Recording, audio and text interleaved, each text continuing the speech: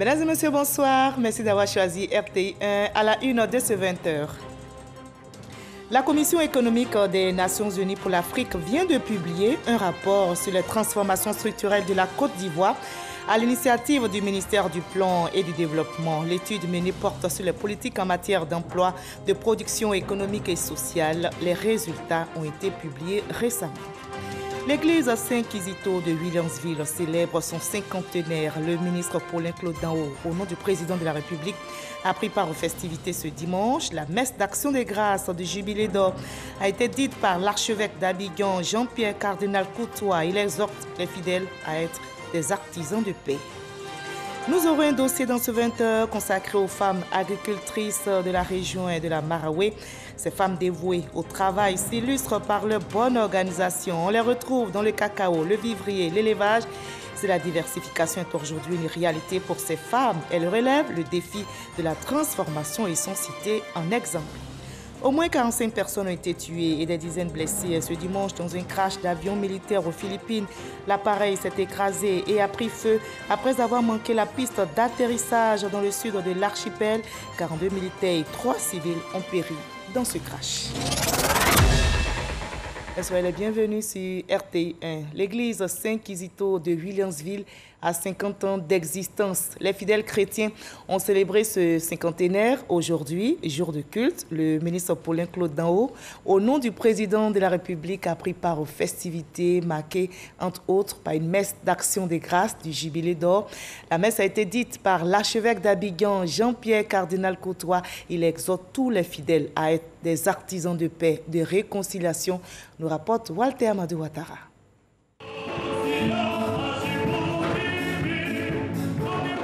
Il y a eu fête ce dimanche à l'église Saint-Kizito de Williamsville dans la commune d'Adjamé. Cette maison de Dieu célèbre son cinquantenaire. Les fidèles chrétiens de la dite paroisse ont marqué un arrêt pour faire le bilan et commémorer ce jubilé d'or. Au cours de la messe d'action de grâce, l'archevêque d'Abidjan, Jean-Pierre Cardinal Coutois, a, dans son homélie, exhorté les chrétiens à la cohésion sociale pour une Côte d'Ivoire unie et paisible, garantie d'un développement harmonieux et profitable à tous. Puisque vous êtes une paroisse cinquantenaire, la Côte d'Ivoire a besoin de vous. La Côte d'Ivoire a besoin de vous. Notre pays a besoin de vous. Réveillez-vous. Et elle vous confie cette mission, la mission de réconciliation. Le train de la réconciliation est sur les rails. Mais il ne faut pas que ce train reste sur les rails seulement. Il faut que ce train aille jusqu'à la gare de la paix. Attaché aux valeurs spirituelles et proche de toutes les communautés, le président de la République Alassane Ouattara, qui ne manque pas d'accompagner les actions religieuses en faveur de la consolidation de la cohésion nationale, s'est fait représenter par le ministre Paulin-Claude Danho. Ce jubilé d'or nous donne l'occasion de rendre un vibrant hommage à tous ces dévotions. Et nous sommes là en tant que membres du gouvernement, de marquer la proximité du président de la République. Partout où les communautés se rassemblent, bâtir des chemins de paix. Fondée en 1971 par les pères membres de la Société des missions africaines sous la houlette du révérend père Bernard Gouel, la paroisse Saint-Kizito de Williamsville a assuré la formation spirituelle et sociale de plusieurs générations de la commune d'Adjamé, cité cosmopolite. La paix est une quête permanente. Chrétiens et musulmans prient ensemble pour la consolidation de la paix dans notre pays. 100 jours de prière islamo-chrétienne initiée par la Fédération internationale pour la paix, la presse et le développement durable en Afrique rencontre l'adhésion de tous. La première édition vient d'être lancée. Patricia Mouetia. Cette rencontre s'est déroulée en présence de plusieurs autorités musulmanes ainsi que des leaders d'associations et d'organisations non gouvernementales et des journalistes. Aimé Narcisse Boli, président de la Fondation internationale pour la paix, la presse et le développement durable en Afrique et initiateur du dit programme, veut ainsi contribuer efficacement au renforcement de la paix nationale et de la cohésion sociale. Selon lui, il faut une cohabitation pacifique entre toutes les idéologies sans aucune discrimination. Pour le recteur de la Grande Mosquée du Plateau, cette plateforme est une opportunité pour les acteurs sociopolitiques ivoiriens d'aller à la réconciliation. Ces dernières années, depuis le rappel à Dieu du premier président de la République, les choses se sont compliquées. Des incompréhensions sont venues, c'est normal. Et nous pensons et nous avons l'espoir que grâce à ces différentes initiatives, la paix viendra définitivement en Côte d'Ivoire. Pour Pascal Afing-Guessan, invité de cette édition, les leaders politiques, les cadres et les élus sont invités à prendre part à cette caravane de paix et de réconciliation. Nous devons prendre conscience de la nécessité de la tolérance, qu'elle soit religieuse, qu'elle soit sociale, qu'elle soit politique, de la nécessité de la fraternité pour pouvoir dépasser les meurtrissures du passé, les frustrations, pour pouvoir nous réconcilier afin ensemble de bâtir une grande nation, la nation ivoirienne. Ces 100 jours de prière islamo-chrétienne qui se déroulent sur toute l'étendue du territoire national ont débuté le 13 avril 2021 et s'achèveront le mercredi 21 juillet 2021. Et dans cette atmosphère paisible renforcée par les prières, la Commission économique des Nations Unies pour l'Afrique publie un rapport sur les transformations structurelles de la Côte d'Ivoire. Et c'est une initiative du ministère du Plan et du Développement. L'étude menée porte sur les politiques en matière d'emploi, de production économique et sociale. Les résultats ont été publiés récemment, nous dit Franck Quadio. La transformation structurelle de l'économie ivoirienne au centre de réflexion. Comment réadapter les activités économiques des secteurs à productivité faible vers des secteurs à valeur ajoutée? C'est le sens de cette rencontre. Il s'agit de présenter le rapport de la Commission économique des Nations Unies pour l'Afrique CEA sur la transformation structurelle de la Côte d'Ivoire, portant sur l'emploi, la production, l'économie et le social, entre autres. On l'a vu dans le rapport, la Côte d'Ivoire a fait des bonds en avant en termes d'investissement, en termes de transformation structurelle. Mais c'est un peu lent, parce que la transformation structurelle en tant que telle, c'est un processus lent. C'est un processus itératif qui demande énormément, qui demande la création de valeur ajoutée, qui demande l'intégration d'autres chaînons de production, qui demande le renforcement du capital humain, qui demande l'adoption de la technologie assez élevée. Donc voilà grosso modo ce pourquoi nous sommes là en tant que CEA. Ce rapport appelé STEPS Côte d'Ivoire est donc décortiqué. La méthode utilisée, les résultats et leur interprétation. Placé sous la supervision du ministère du Plan et du Développement, il est jugé d'un apport important par le directeur de cabinet représentant la ministre, Kaba Nialé. Et cela appelle à des réformes importantes pour pouvoir y arriver, notamment dans les secteurs de l'éducation, dans les secteurs de la santé, mais surtout ce qu'on peut relever au niveau de la production, c'est surtout de mettre le système de production à un niveau qui nous permet de générer beaucoup plus de la valeur à travers la transformation des matières premières. Et cela également peut nous permettre d'intégrer les chaînes de valeur mondiales et également créer des emplois décents et renforcer la croissance inclusive. Donc le rapport, on pourrait dire, arrive relativement à point nommé. Parvenir à un développement équitable et durable grâce à une transformation structurelle harmonieuse pour les États des pays africains, c'est l'ambition de la CEA. Et pour le cas de la Côte d'Ivoire, le rapport aurait dû être disponible depuis 2019. Coronavirus oblige, il a été présenté 2 années plus tard. Et on prône le dialogue dans notre très beau pays. L'échange entre le ministre de la Santé, de l'Hygiène publique et de la couverture maladie universelle avec le directoire de la fêtière syndicale Cordi Santé SICAMSI a porté ses fruits. Les syndicats ont suspendu leur mot d'ordre de grève.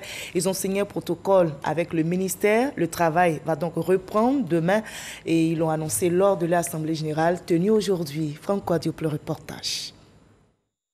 C'est une pause que se proposent d'observer les syndicats Cordi Santé et SICAMSI dans le respect du protocole d'accord signé vendredi dernier entre ces 2 syndicats du secteur de la santé et le ministère de tutelle. Leur grève décrétée depuis le 14 juin dernier est suspendue. sur la signature d'un projet de décret d'application de la loi portant réforme hospitalière. Le comité interministériel a validé les 4 projets de décret relatifs aux établissements publics hospitaliers.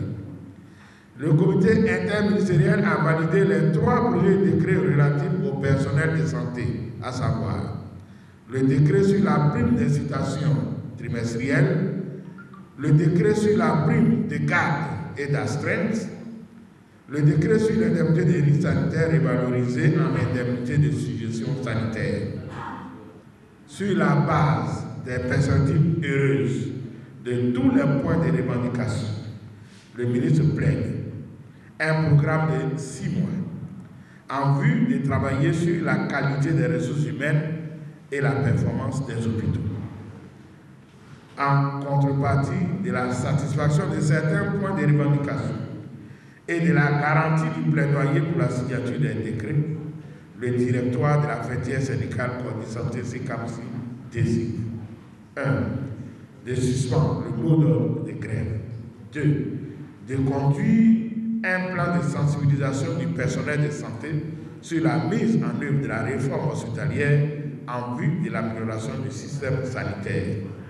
Le directoire de Cordi Santé et SECAMSI invite ses syndiqués à rester mobilisés tout en reprenant le travail dès ce lundi, en attendant l'application du décret objet de grève, application qui va exiger des personnels de la santé un changement de comportement.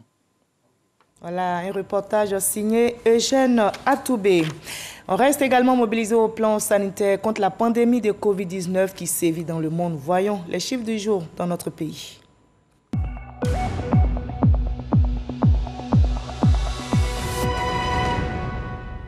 Attention, le coronavirus continue de menacer notre santé. Ce dimanche 4 juillet, on dénombre en Côte d'Ivoire 51 cas positifs sur 2584 échantillons prélevés, soit 2% de cas positifs, 19 nouvelles guérisons et 0 décès, 313 cas actifs, 797 907 personnes se sont faites vacciner. À ce jour, faisons-nous tous vacciner et préservons notre santé et celle des autres.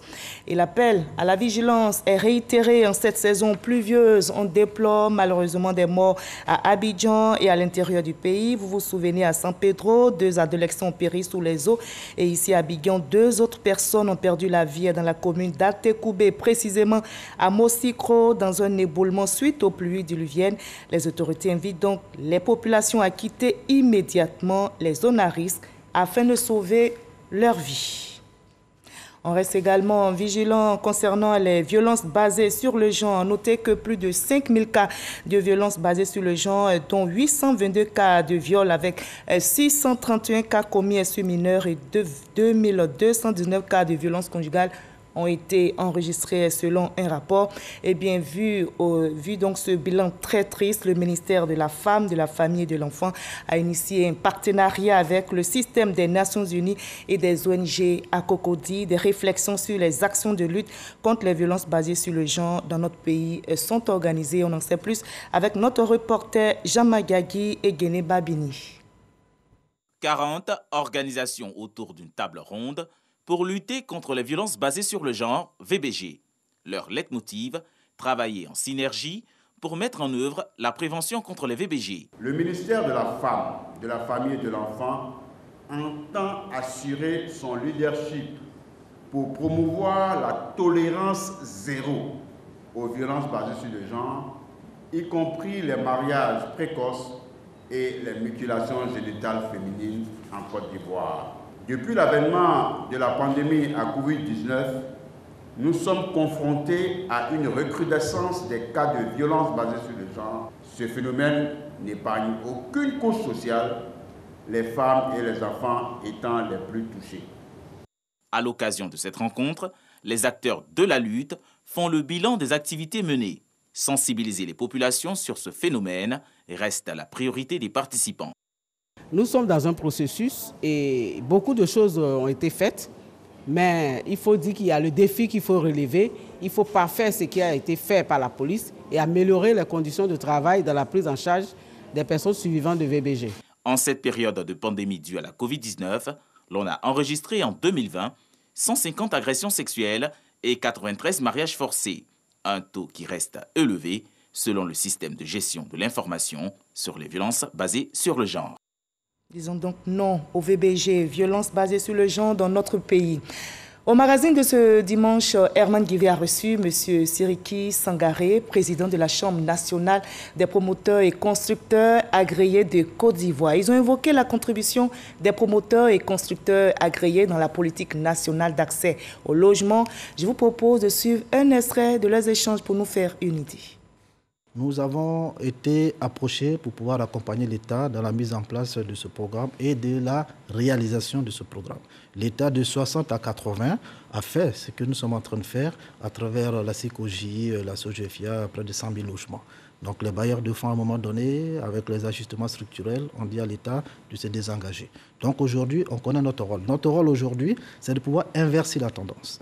Pour qu'on parle vraiment de logement social, il faut que nous puissions, nous, mettre en place un mécanisme de sorte que toute la frange de population dans le secteur informel, avec l'appui de l'État bien évidemment, dans la mise en place des fonds de garantie, que nous puissions créer un patrimoine, et ce patrimoine dans le locatif, la pleine propriété, et puis permettre aussi à tous ceux qui nous entourent de pouvoir contribuer activement, notamment les banques, notamment l'État qui mettra en place des fonciers sécurisés, et puis l'aide à la fiscalité. Il y a 600 000 logements à sortir. Si nous pouvons faire venir tous ceux qui peuvent nous aider, je pense que ce sera une très bonne chose. La direction des cantines scolaires à Yopougon était en fait les 50 meilleurs groupements agricoles mobilisés autour des cantines scolaires ont été primés. C'est la 2e édition. La direction encourage et félicite toutes ces associations agricoles qui produisent divers aliments entrant dans le cadre de l'alimentation des élèves. Une cérémonie de récompense présidée, vous allez le voir, par la ministre Maria Toukone. Reportage signé pour vous, Didier Nguisson. Le groupement agricole UFKG de Ganaoni, un village dans le département de Boundiali, est le meilleur des 50 premiers groupements mobilisés autour des cantines scolaires en cette année scolaire qui s'achève. Il a servi un repas chaud aux élèves de l'EPP Ganaoni pendant 138 jours, soit 120 jours en plus des 18 prévus par l'État. D'ailleurs, ce groupement a encore des réserves pour amorcer la prochaine année scolaire. Une contribution très active à la pérennisation des cantines scolaires pour une alimentation saine et régulière afin de maintenir les tout-petits à l'école. Ces groupements ont été choisis suivant les critères se rapportant aux quantités de vivres apportées aux écoles à cantine, au nombre de jours servis dans ces cantines et au nombre de jours de fonctionnement induit. 4 décortiqueuses, 4 broyeuses multifonctions, 22 tricycles, 20 broyeuses mobiles et 20 kits de petits matériels de transformation agricole ont été remis à ces 50 groupements primés. Le tout d'une valeur de 105 millions de francs CFA. Je suis très contente, très heureuse. Je dédie ce prix à toute la population de la Baboué. À partir de cette cérémonie, nous devions faire plus que ce que nous faisions avant. L'État et les partenaires internationaux sont favorables à cette initiative communautaire. Le CERFAM est vraiment déterminé à travailler main dans la main avec tous les partenaires afin de faire la promotion et la mise en œuvre de bonnes pratiques et de solutions durables en matière de lutte contre la faim à tous les niveaux. Les décortiqueuses, les broyeuses multifonctions, les broyeuses mobiles, les mototricycles et les kits de petits matériels dont bénéficient aujourd'hui les acteurs du monde agricole vont à coup sûr renforcer leur capacité à produire et donc à accroître l'offre de denrées alimentaires au profit des cantines scolaires. En Côte d'Ivoire, ce sont plus d'1 million d'élèves au primaire qui reçoivent un repas chaud et équilibré les midis grâce à 5600 cantines. Cette distinction vise à sensibiliser la communauté nationale et internationale sur l'importance de l'alimentation scolaire et sa valeur au plan social et économique. Voilà, la santé passe bien sûr par la bonne alimentation. On en arrive à notre dossier de 20 heures consacré aux femmes agricultrices de la région de la Marawi. Ces femmes dévouées au travail s'illustrent par leur bonne organisation. De la Marawi, il faudra désormais compter avec elles. On les retrouve dans le cacao, le vivrier, l'élevage. Et bien, pour un meilleur rendement, elles se sont regroupées en coopératives. Et si la diversification est aujourd'hui une réalité pour ces femmes productrices dans la Marawe, elles relèvent le défi de la transformation et l'expérience est très bien menée par une coopérative, nous explique Eugène Atoubé dans ce dossier. Voici un campement comme on en trouve nombreux dans la région de Boisflé, zone de forte production de cacao. Au-delà des limites de ce campement, de vastes plantations cultivées avec abnégation et dans le respect de la durabilité de la cacaoculture. Comme ici, cette plantation de 10 hectares, propriété de Dame Ngoran. Pour cette femme battante, le travail de la terre est une passion. Elle m'a confié le champ, c'est moi qui travaille dedans. S'il y a un problème, elle m'appelle, on s'assoit, on discute et puis on tombe d'accord. Elle m'aide. En tout cas, nous sommes ensemble. Je crée les plantations pour pouvoir sortir de la pauvreté et me prendre en charge. La terre nourrit son homme. J'encourage mes sœurs. C'est une des rares femmes à s'illustrer dans l'agriculture. Aujourd'hui, présidente nationale des femmes productrices de café cacao, Dame Ngoran est lauréate du prix national d'excellence 2019 de la valorisation des compétences féminines. Ce matin, à la salle de réunion de la préfecture de Boisflé, des compétences féminines issues de 120 associations de femmes du milieu rural exerçant dans divers domaines agricoles se sont réunies. Une rencontre à l'initiative de la COVIMA, coopérative des femmes pour la production, la transformation et la commercialisation du vivrier de la Marawe. Au cours des échanges, lors de cette réunion, les femmes ont été claires. Elles veulent plus de moyens, un meilleur encadrement et bénéficier d'un environnement de travail propice à leur autonomisation et leur bien-être. On n'a pas de matériel pour faire le champ même. On n'a pas de bottes, machettes, rien. On a fait 1,5 hectare. Nous voulons agrandir. Mais avec quels moyens? Donc on a besoin de financement, de matériel pour pouvoir faire notre champ.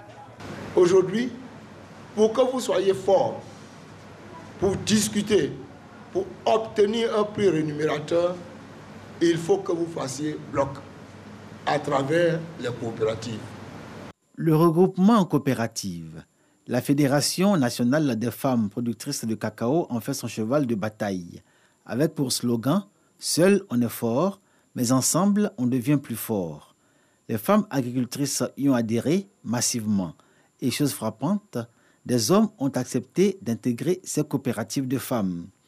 À la COVIMA aujourd'hui, le ratio genre est de 90% de femmes et 10% d'hommes, tous mus par cette volonté de développer les activités agricoles, le cacao, mais également le vivrier et l'élevage.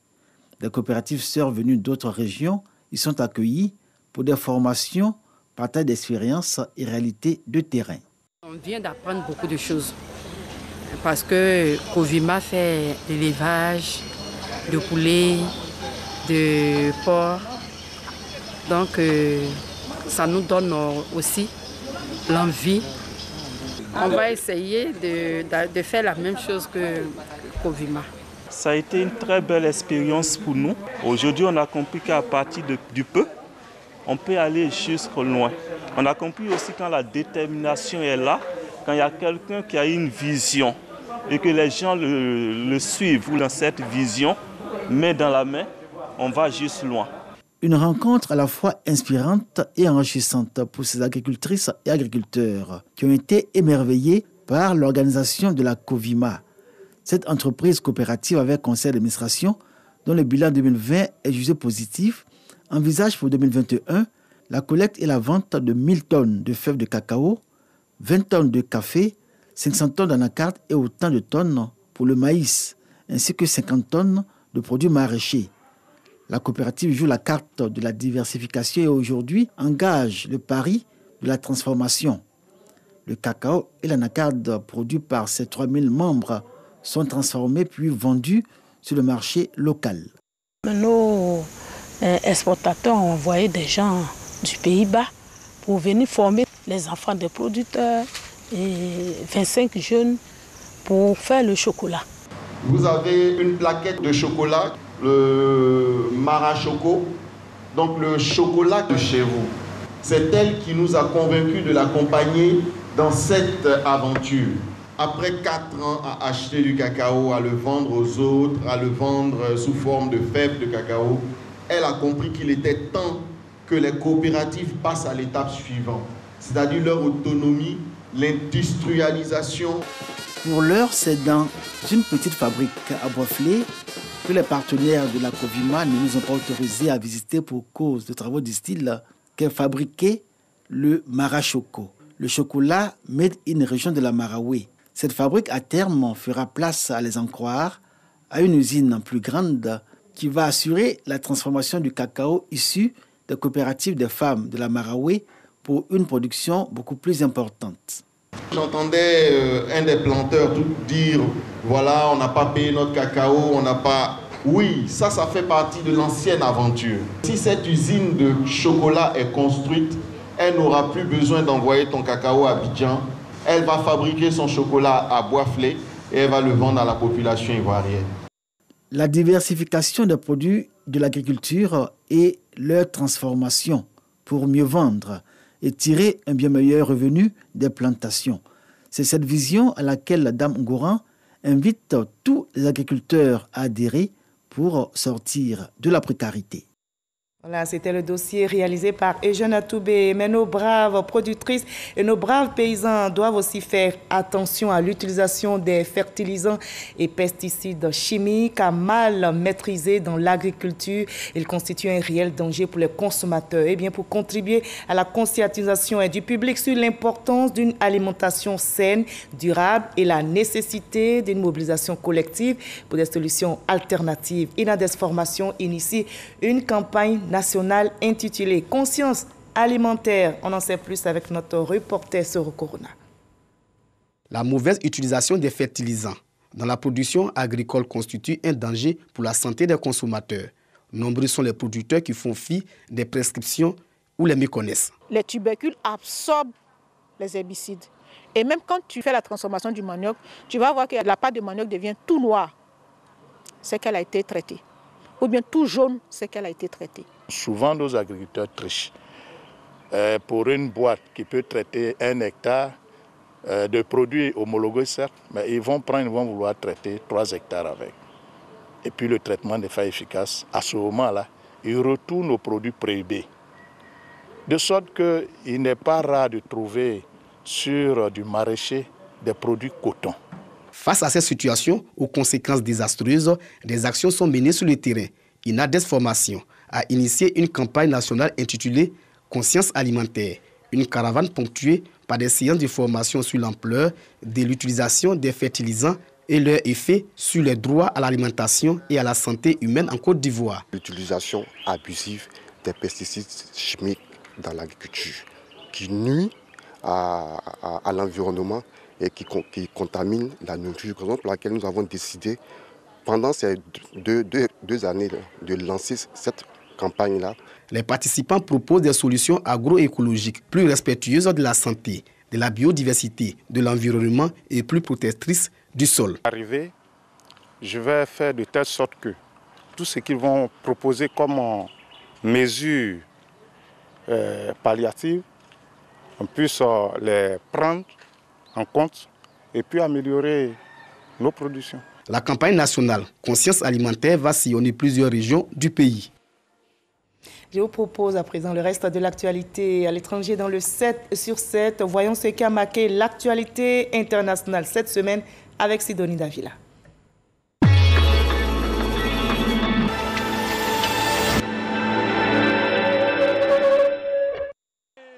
Le match de l'Euro de football entre la France et la Suisse a tenu en haleine les supporters. Les Bleus ont finalement perdu lors de la séance des tirs au but, aux grandes dames des fans. Les forces rebelles de la région du Tigré, dans le nord de l'Éthiopie, ont repris la capitale Mekele, un fait qui a entraîné des manifestations dans les rues forçant les autorités à fuir. Les habitants rapportent des scènes de joie avec des feux d'artifice et des milliers de personnes agitant des drapeaux. Un nouveau gouvernement est en place au Burkina Faso. Il est composé de 33 ministres, dont 9 femmes. Le président burkinabé Roch Marc Christian Kaboré conserve le portefeuille de la défense nationale pour une réorganisation de tout l'appareil sécuritaire. En Centrafrique, une nouvelle attaque rebelle a fait 7 morts dans la ville d'Alendao, à 300 km à l'est de Bangui, selon le porte-parole des casques bleus de la MINUSCA. Paris avait suspendu sa coopération bilatérale avec le Mali en réaction au deuxième coup d'État. La France a finalement décidé de reprendre ses opérations militaires conjointes avec l'armée malienne. L'annonce a été faite vendredi dernier par le ministère français des Armées. 19 personnes sont portées disparues dans le centre du Japon après que des glissements de terrain provoqués par de fortes pluies ont emporté des maisons samedi. Au moins 17 personnes décédées et 40 blessées ce dimanche dans l'accident d'un avion militaire philippin. Ce C-130 Hercule s'est écrasé après avoir manqué la piste d'atterrissage dans le sud de l'archipel. Au total, ce sont 92 personnes, pour la plupart des militaires qui se trouvaient à bord de cet avion.